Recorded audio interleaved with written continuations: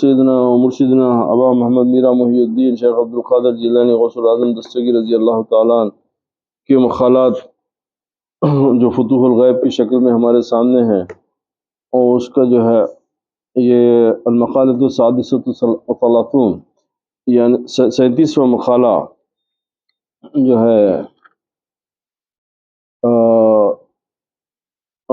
36واں مقالہ جو ہے اب ہمارے سامنے ہے، اور اس کی ہم ترجمہ پڑھیں گے جو شیخ عبدالحق محدث دہلوی رضی اللہ تعالیٰ نے فرمایا ہے۔ تو اب اس کا عنوان یہ رکھا گیا ہے کہ دین راس المال ہے۔ دین راس المال، تو راس المال کس کو بولتے ہیں؟ کیپٹل کو، جو آپ کے پاس جو پیسہ ہے، جو آپ کے پاس جو ہے وہ آپ کا راس المال ہے، اور دنیا اس کا نفع ہے۔ دین اصل دولت ہے، دنیا اس کا نفع ہے۔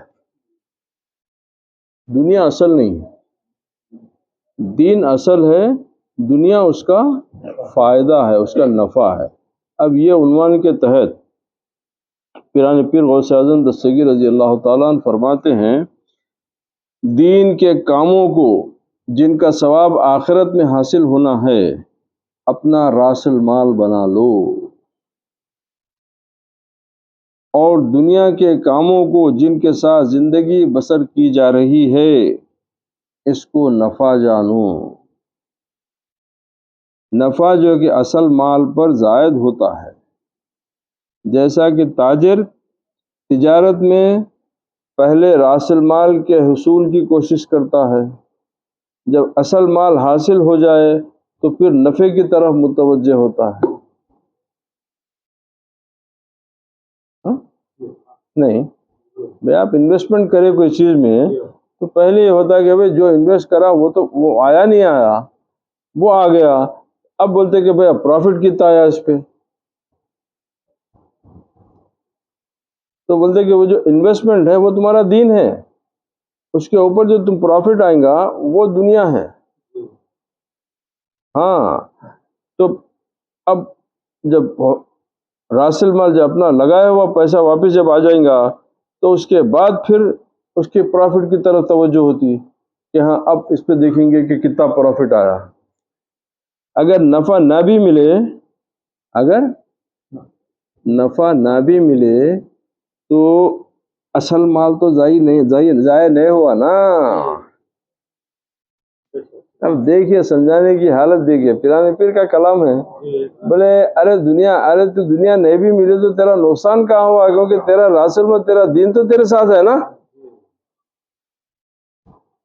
تو خسارے میں تو نہیں گیا نا، تیرا دین تو تیرے پاس ہے، صرف یہ ہے کہ محنت ہے، فائدہ نہیں ہوا، دنیا نہیں ملی، اتنا ہی ہے۔ پہلے اپنے وقت کو آخرت حاصل کرنے میں خرچ کرو، جو کہ اصل ہے، راس المال ہے۔ پھر جو وقت فارغ ہو اسے اسباب معیشت کی طلب میں، یعنی روزگار کمانے کی، روزگار حاصل کرنے میں، دنیا معیشت کی طلب میں کرنے میں کام لاؤ، جیسا کہ راس المال کے بعد نفع حاصل کرنے کی توقع رکھتے ہیں۔ اس کے برعکس، اب اس کے اپوزٹ میں، راس المال اور آخرت کو اس کا نفع نہ بناؤ۔ یعنی اب ہم کیا کر رہے ہیں؟ ہم یہ بول رہے ہیں کہ بھئی میری دنیا اچھی ہوئی تو شاید میری آخرت اچھی ہوتی، اب یہ چیزوں میں لگے ہوئے ہیں، تو بولے تم الٹا سودا کر رہے ہیں، تم کیا کر رہے ہیں کہ اس کے ٹوٹل اپوزٹ، ریورس، دنیا کو راس المال بنا دے رہے ہیں، دنیا کے اعمال کو تم دنیا میں انویسٹمنٹ بنا دے رہے ہیں، اور آخرت کو جو ہے اس کا پروفٹ بتا رہے ہیں، آخرت کو اس کا پروفٹ بتا رہے ہیں۔ تو یہ کوئی عقل مند آدمی ایسا نہیں کرتا، عقل مند آدمی ایسا سودا نہیں کرتا۔ پھر اگر کچھ وقت ملے تو اسے آخرت کے کاموں میں صرف کرو، اور اس فارغ وقت میں پنجگانہ نماز اس طرح جلدی کے ساتھ ادا کرو کہ ارکان مکمل ادا نہ ہوں، اس کے واجبات غیر معتدل ادا کرو۔ کیسا؟ یعنی اس کے معنی ہے، یہ معنی بھی مقصود ہے، مقصود سے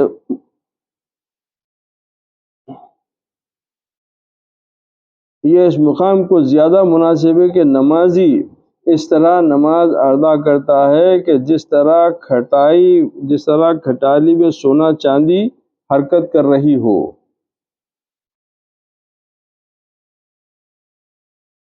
پنجوانہ نماز اس طرح جلدی کے ساتھ ادا کرو کہ ارکان مکمل ادا نہ ہوں، اس کے واجبات غیر معتدل باہم مخالف ہوں، رکوع و سجود مکمل ادا نہ ہوں، اور ارکان کی ادائیگی کے وقت اطمینان مفقود ہو۔ یعنی اس طریقے کے ساتھ نماز مت پڑھو کہ آپ جو ہے کہ خیام میں ہیں تو رکوع کی فکر میں لگے ہوئے ہیں، رکوع میں ہے تو سجدے کی فکر میں لگے ہوئے ہیں۔ نہیں، ایسا نہیں ہے۔ ہر رکن کو اپنے پورے اطمینان کے ساتھ ادا کرو۔ جب وہ رکن ادا ہونے کے بعد دوسرے رکن کی طرف جاؤ، اس لیے کہ تم جو ہے پہلا رکن ہی صحیح ادا نہیں ہو رہا اور آپ دوسرے رکن کی طرف چلے جا رہے ہیں، تو یہ اتنی جلدی کیسا؟ آخر یہ اتنی بے چینی کیوں ہے تم کو نماز میں؟ یہ اتنی بے قراری کیوں ہے؟ اگر تم کو اللہ کی دوستی پسند ہے، اللہ کے دربار میں کھڑے رہنا پسند ہے، تو تمہاری طبیعت میں یہ بے چینی اور بے قراری یہ کیفیت کیوں ہے؟ سمجھنے کے لیے بڑی آسان چیز ہے۔ اب دیکھیے، آپ بچے تو بچے ہیں، آپ ہم بھی عمر میں کسی اچھے دوست سے بات کریں تو آدھا گھنٹہ بھی ٹیلی فون پہ آپ کو برا نہیں لگتا؟ مزہ آ رہا، آدھا گھنٹہ ہو گیا، ٹھہرو بھائی بات چل رہی۔ پھر قرآن شریف میں آدھے گھنٹے میں طبیعت کو آپ کی ایسی ہو جا رہی، نماز میں ایسا کیوں ہو جا رہا؟ نماز میں آپ کو 15 منٹ کی جو قرات لمبی ہو گئی تو آپ جو ہے امام کے اوپر غصہ کریں کہ بڈھے کو آج ہی لمبی قرات کرنا تھا کیا؟ یہ کیسی عبادت کی طرف آپ چاہ رہے ہیں؟ ارے یہ کون سی عبادت ہے کہ اللہ کے حضور کھڑے رہ کے آپ کو جلدی ہے کہ میرے کو جلدی نکل کے بھاگنا ہے یہاں سے، تو وہاں اطمینان سے کیوں نہیں کھڑتے؟ سستی اور تھکاوٹ کا بہانہ بنا کر نمازوں سے رات کو ایسے سو رہو جس طرح مردہ پڑا ہوتا ہے۔ کیا یہ بندگی کا طریقہ ہے؟ اور دن کو بیکار رہو، نفس و ہوا یعنی خواہش اور اپنے شیطان کی پیروی کرتے رہو، اور اپنی آخرت کو دنیا کے بدلے میں بیچ ڈالو، اور پھر اپنے آپ کو دعویٰ کر رہے ہیں آپ ایمان والے ہیں۔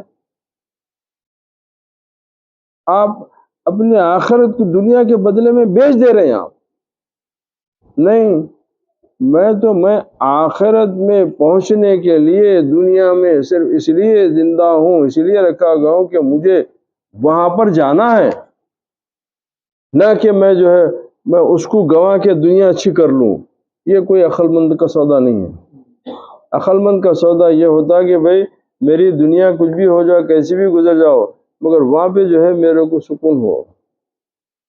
دیکھیے، اگر آپ اس کو سمجھنا ہے تو بہت اچھی مثال بتا دیتا ہوں میں آپ کو کہ ذرا مشکل باتیں ہیں، یہ عام آدمی کے دماغ میں نہیں پڑتی۔ بھائی سن لو، زندگی میں کبھی اللہ سبحانہ و تعالیٰ کسی وقت کسی لمحہ کرم فرما دیا تو وہ بات سمجھ میں آ جاتی ہے کہ اگر آپ سفر کا ارادہ کریں، اب عورت سال اجمیر شریف کا، تب آپ کہہ رہے کہ بھائی 3 دن کا قیام رہیں گا، 4 دن کا سفر ہوگا، ٹوٹل سفر 7 کا 8 دن کا 9 دن کا جتنا ہے، تو کہیں جانے کا جب ارادہ ہوتا تو پہلے آپ دیکھتے کہ بھائی سفر کے ایام میں کتنے دن کا سفر ہے۔ تو اب یہ بتائیے کہ وہ اتنے دن کا سفر ساتھ رکھتے یا پورا گھر لے کے جاتے آپ؟ جتنے دن کا سفر ساتھ ہے، سفر کا ہے، اتنے دن کا ہے۔ 2 جوڑے کی ضرورت ہے، 3 جوڑے کی ضرورت ہے، کیا چیز کی ضرورت ہے کہ واپس آئے تک سفر میں تکلیف نہیں ہونا ہوتا؟ یا جتنے گھر میں کپڑے ہیں، جتنا کھانا پورا گھر لے کے جاتے آپ؟ نہیں جاتے۔ سمجھ گئے؟ یہ دنیا آپ کے لیے ویسی ٹرانزٹ ہے، یہ دنیا آپ کے لیے ٹرانزٹ ہے۔ آپ تھے وہاں کے، آپ کو یہاں بھیجا گیا، پھر گزار کے وہاں جانا ہے، تو یہ ٹرانزٹ میں آپ پورا گھر کا گھر لے کے بیٹھنے کے کئی کو آرزو لے کے بیٹھے گے؟ ارے دنیا کا سفر تو ایسا نہیں ہو رہا آپ کا۔ تو جب دنیا کے سفر میں، تو اسی لیے یہ صالحین جو ہے دنیا سے دور اس لیے رہے کہ جو چیز میرے کو ساتھ لے کے جانا ہی نہیں ہے، وہ ساتھ میرے کہیں کو رہنا، میرے کو زیادہ ساتھ رکھنا ہی نہیں ہے نا اس کو، کیونکہ میرے کو وہاں لے کے نہیں جا سکتا یہ ہے، تو لے کے کیا جا سکتا ہوں؟ تیری محبت، تیری عبادت، تو اس کا خیال کرنا ہے۔ یہ تمام چیزیں تو چھوڑ کے جانے کا ہے، یہ چیزیں میرے ساتھ آنے والی نہیں ہیں۔ تو اسی طریقے سے کہ ٹرانزٹ میں کوئی عقل مند آدمی پورا گھر کا گھر سفر میں نہیں لے کے جاتا، ٹرانزٹ میں اتنا ہی سامان لے کے جاتا جس میں اس کا سفر آسان ہو جائے۔ سمجھ میں آ گئی بات؟ الحمدللہ۔ اس کی سواری اور مرکب، اچھا، اے نفس کی غلامی کرنے والے، اے نفس کی غلامی کرنے والے، اس کی سواری اور مرکب بننے والے، تمہیں تو حکم دیا گیا ہے کہ اس کی تہذیب و اصلاح کرو، ہاں، جو تم پر مسلط ہے۔ حدیث شریف میں ہے کہ ہر آدمی کے ساتھ ایک شیطان ہوتا ہے اور ایک فرشتہ۔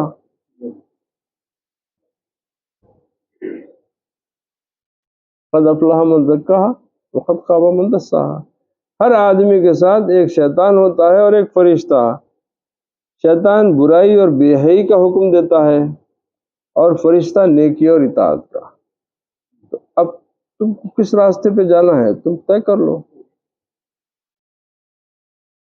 ریاضت کے ذریعے سے اسے رام کرو، ہاں، اللہ کی محبت میں، عبادت میں، اپنے تقوی میں اتنے مضبوطی اختیار کرو کہ وہ تمہارا مرید ہو جائے،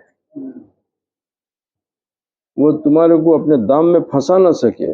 رام کرنے کا مقصد یہ ہوتا، اور اس پر سوار ہو کر سلامتی کے راستے پر چلو، جو کہ آخرت کے اور مولا کریم کے اطاعت کے راستے ہیں۔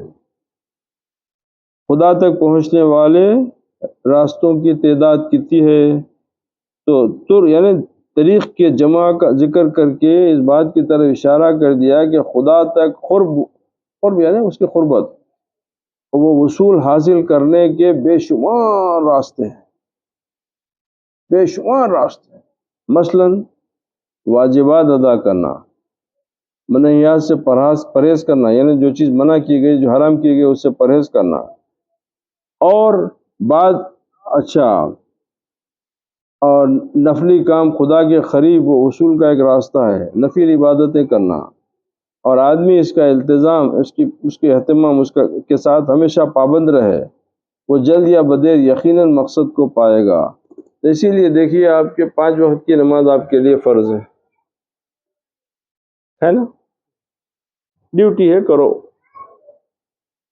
ڈیوٹی ہے، کرو، for which you are paid, زندہ رکھا نا، تم زندہ ہے نا تو اس کا ٹیکس ادا نہیں کرتے، تم کو زندہ رکھا تو اس کا ٹیکس تو یہ 5 وقت کی نماز ادا کرو، ہاں، اس کے اوپر آپ پورا میں عبادت گزار ہوں، نہیں، تم تو ٹیکس ادا کر رہے ہیں، جس ملک میں رہتے وہ ملک کا ٹیکس دینا پڑتا، تو انہیں زندہ رکھا، اس کا ٹیکس ادا کر رہے ہیں، تو پھر اس کی محبت کا سے کیا کرنا پڑے گا؟ فتحجد بہ نافلۃ لک، اب رات میں اٹھ کے ہم کو یاد کرو، ہاں، ہم سے محبت کا دعویٰ ہے نا، تو نیند کو قربان کرو، اٹھو راتوں میں، آرام سے مستی مار کے ہم کو خالی عبادت کر کے آپ تقویٰ بتا رہے ہیں، نہیں، تقوی کے لیے آپ کی روح پاکیزہ ہونا ضروری ہوتا. عبادت کے لیے آپ کے جسم کی پاکی ضروری ہے. عبادت کے لیے آپ کا صرف جسم پاک چاہیے. گندگی اندر کچھ بھی رہو، بس عبادت تو ہو گئی. اس لیے کہ نہا دھو کے وضو کر کے مسجد کو چلے گئے، آپ کو اجازت ہے، جا رہے ہیں آپ، مگر کیا اندر بھی وضو ہوا یا نہیں ہوا؟ اندر کے وضو کے بارے میں کبھی غور کرے نہیں کرے. تو یہ تقوی کی دنیا ہے. اسی لیے اللہ سبحانہ و تعالیٰ فرمایا اِنَّ أَكْرَمَكُمْ عِندَ اللَّهِ أَتْقَاكُمْ، میرے پاس بزرگ وہ ہے جو میرے سے زیادہ ڈرنے والا ہے. تقوی ہے نا، ڈرنا. تب تقوی کیسے اختیار کرنا ہے انسان؟ تو اس طریقے سے کہ جب تم عبادت کرو تو، اور یہ شریعت کی ہے، یہ تو حدیث ہے، مگر لوگ اس پہ عمل نہیں کرتے نا. حدیث شریف ہے کہ رسول کریم صلی اللہ علیہ وسلم فرما رہے ہیں کہ جب تم عبادت کرو تو اس طریقے سے یقین کرو کہ تم خدا کو دیکھ رہے ہو. بڑا مشکل ہو گیا نا یہ تو ہمارے لیے بڑا مشکل ہو گیا. یہ صحابہ کے غوث پاک غریب نواز کے لیے آسان تھا. اب ہم کیسا کریں گے ایسی عبادت کہ اللہ کو دیکھ رہے ہو؟ تو پھر سرکار اپنی رحمت کے صدقے میں ہمارے پہ بھی کرم فرما دیے. بولے اس کا کم درجہ یہ ہے کہ یہ سمجھو کہ تم کو اللہ دیکھ رہا. تو ہمارے کو آسانی ہو گئی. یہ تو ہم کو ہے کہ اللہ دیکھ رہا. اسی کو پریکٹیکلی اپلائی کرو نا. اسی بات کو آپ اپلائی کر لو. اب وہ بچہ جو ہے سگریٹ پی رہا، پیچھے سے کوئی دوسرا بھائی بولا اے بابا آ رہے ہیں، فوراً انہیں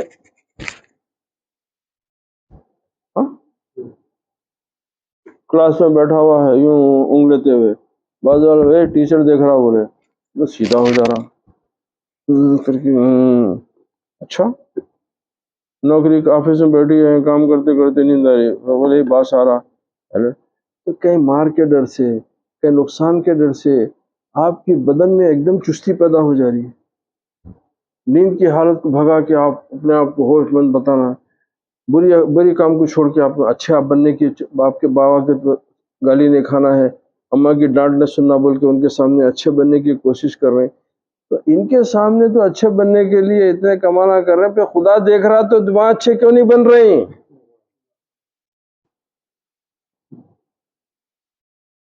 خدا بول رہا نا میں دیکھ رہا ہوں تیرے کو. باپ دیکھ رہا تو ڈر ہے، ٹیچر دیکھ رہا تو ڈر ہے، مالک دیکھ رہا تو ڈر ہے، انہوں دیکھ رہے تو ڈر ہے، دو لوگ دیکھ رہے تو اپنی برائی کو چھپانے کا کہ انہوں میرے کو برا سمجھے. ان تمام باتوں کا تو آپ کو ڈر ہو رہا، مگر جو خدا کے سامنے آپ کھڑے ہوئے ہیں تو اس وقت آپ کی جو ہے لیول آف اٹینٹیوٹی، یعنی وہ چیز آپ کی کہیں کو ویسی نہیں ہو رہی. آپ بہت کیجول ہیں، بڑے آرام سے بیٹھے ہوئے ہیں، کوئی نہیں. اب جب آپ کو محسوس ہوگا کہ اللہ میری طرف دیکھ رہا، تو پھر آپ کی نماز میں خشوع و خضوع ایسا پیدا ہوگا، کم سے کم ظاہر میں تو پیدا. اب وہ ظاہر جب اللہ کرم کرتا وہ آگے بڑھتے بڑھتے بڑھتے اس میں کچھ حقیقت کی روشنی پیدا ہونا شروع ہوتی. مگر آپ بالکل بے فکر رہیں، کھڑے ہو گئے. تو دیکھیے، میں ہمیشہ ایک بات بولتا ہوں، اس کو ذرا غور سے سن لو آپ لوگ. دیکھیے، اٹینڈنس رپورٹ میں اور پروگریس رپورٹ میں وہ زمین آسمان کا فرق ہوتا ہے.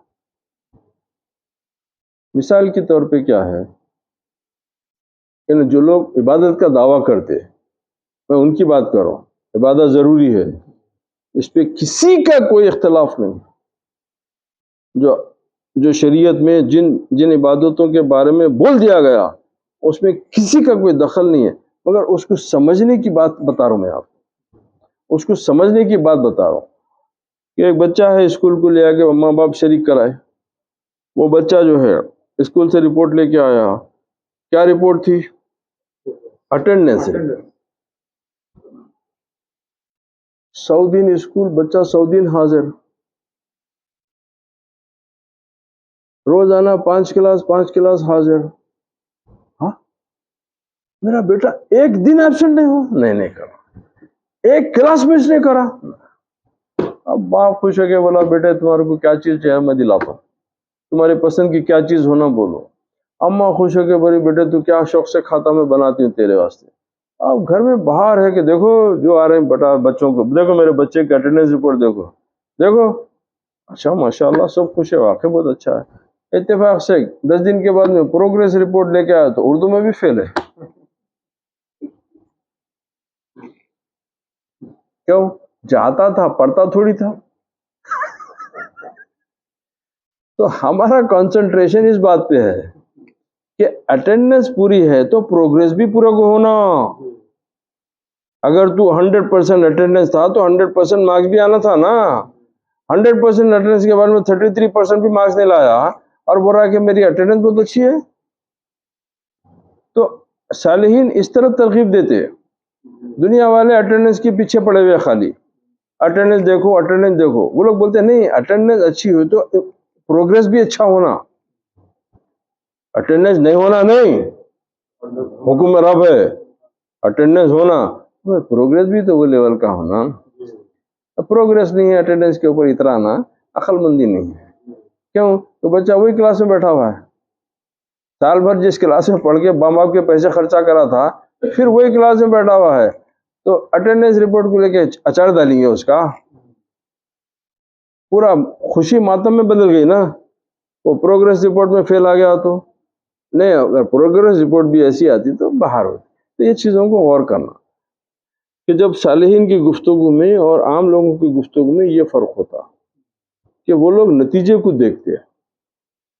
وہ لوگوں کی نظر باطن پہ ہے کہ انہوں بولتے کہ دیکھو تمہاری جب تم بدن پاک کر لیا نا, بہت اچھا کام کرے, روح کو پاک کیوں نہیں کرے؟ کیونکہ دونوں پاک ہوں گے تو جب تم صالح کہلائے جائیں گے.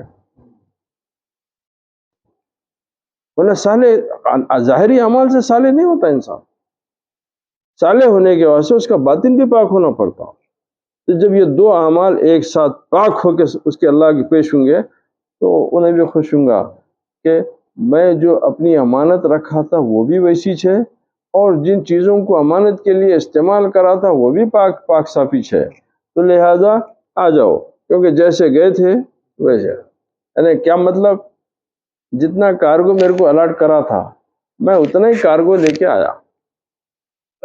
میں ایکسس بیگیج رکھ لے کے میں ایکسس بیگیج لے کے نہیں آیا. الاٹڈ کارگو تھا, میرے کو جتنے بتا دیا نا یہ احکام ہے, یہ شرع شریف کے احکام ہے, یہ حلال ہے, یہ حرام ہے, اسی پہ عمل کرا. تو میرے پاس لوڈڈ جتنا میرے کو الاٹ بیگیج تھا وہی بیگیج ہے. اب یہاں ایکسس بیگیج بے حساب پڑا ہوا ہے اور بول رہے ہیں کہ جو ہے ہم نہیں, ارے بھائی پہلے ایکسس بیگیج نکالو نا. نہیں, سمجھنے کی بات ہے. سمجھ میں آ گئی تو آپ کو بڑا فائدہ ہوگا. تم نے یہ بڑا ظلم کیا ہے کہ حق کو چھوڑ کر نفس کی غلامی قبول کر لی. کتنا بڑا کام, غلط کام کر لیا یارو کہ تم اللہ کو چھوڑ کے شیطان کی غلامی قبول کر لیتے. اللہ کی بات کو اہمیت نہیں دے کے نفس کی بات کو اہمیت دیے, اور پھر بندگی کا دعویٰ کرتے. نفس کی لگام اس کو تھما دی اور خواہشات و لذت کی پیروی کرتے ہو.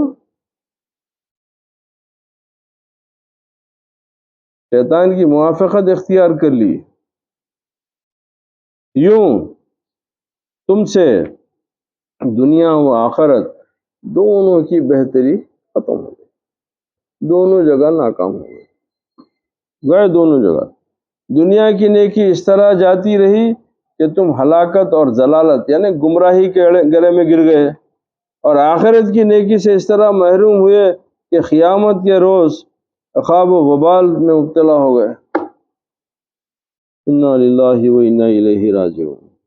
آج کے لیے کیونکہ مخالہ کافی لمبا ہے, انشاءاللہ آئندہ جو ہے اس کی سلسلہ جاری رہے گا. وآخر دعوانا الحمد للہ رب العالمین والصلاة والسلام علی سید الانبیاء والمرسلین وعلی آلہ وصحبہ واہل بیتہ الطیبین والطاہرین. اللہ سبحانہ وتعالی ہم کو پیران پیر غوث اعظم دستگیر رضی اللہ تعالیٰ عنہ کی باتوں پہ عمل کرنے, اس پہ چلنے کی توفیق عطا فرمائے, اور پروردگار ہم کو ان باتوں کو سمجھنے اس پہ اور اس کے اوپر عمل کرنے کی صلاحیت توفیق عطا کرے و علم عطا کرے. اور صدقے میں نبی کریم کے اہل بیت رسول اللہ کے پیارے صحابہ کے صدقے میں، تمام پیران کرام کے صدقے میں اللہ تعالی ہم کو دین کی سمجھ عطا کرے اور دین کی حقانیت کی جو ہے اس کا علم ہم پہ روشن فرما دے، وہ ہم پہ جو ہے ہمارے قلوب کو کشادگی عطا فرمائے، اچھی باتوں کو سمجھنے اس پہ عمل کرنے کے اوپر ہم کو اللہ تبارک و تعالی گامزن فرما دے، برائیوں سے اجتناب کرنے کی توفیق عطا فرمائے۔ وآخر دعوانا الحمد للہ رب العالمین۔